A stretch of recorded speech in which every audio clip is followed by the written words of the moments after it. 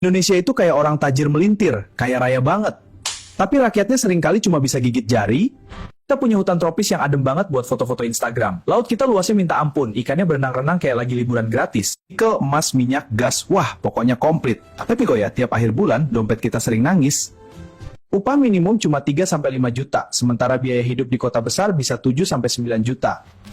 Padahal, potensi kekayaan alam Indonesia itu mencapai 18.000 sampai 20.000 triliun sob. Tapi yang masuk ke kas negara cuma sekitar 100 triliun. Sisanya, bocor kayak ember bolong di kamar mandi umum. Nah, Indonesia kayaknya luar biasa, tapi rakyatnya miskin secara ekonomi. Kok bisa? Nah, kalau kita ngomongin solusi, ada sistem yang bernama Khilafah Islamiyah. Gini loh konsepnya, dalam bahasa yang gampang, semua sumber daya alam itu milik umum.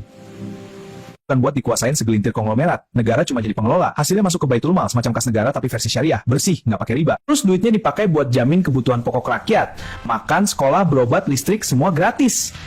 Dalam sistem ini, pendapatan per orang diperkirakan bisa 5-7 juta per bulan. Itu tunai loh, belum subsidi kebutuhan pokok yang full. Jadi rumah tangga dengan 4 orang bisa kebagian 20-28 juta per bulan.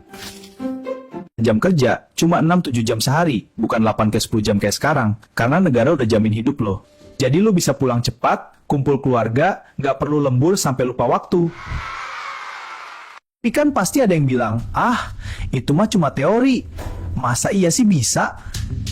Itu zaman khilafah, Baghdad, Andalusia, ilmuwan pada lomba bikin penemuan, perpustakaan penuh, ekonomi stabil, rakyat sejahtera. Sekarang, Indonesia kita punya potensi lebih gede. Lahan subur 40 juta hektar bisa jadi lumbung pangan dunia.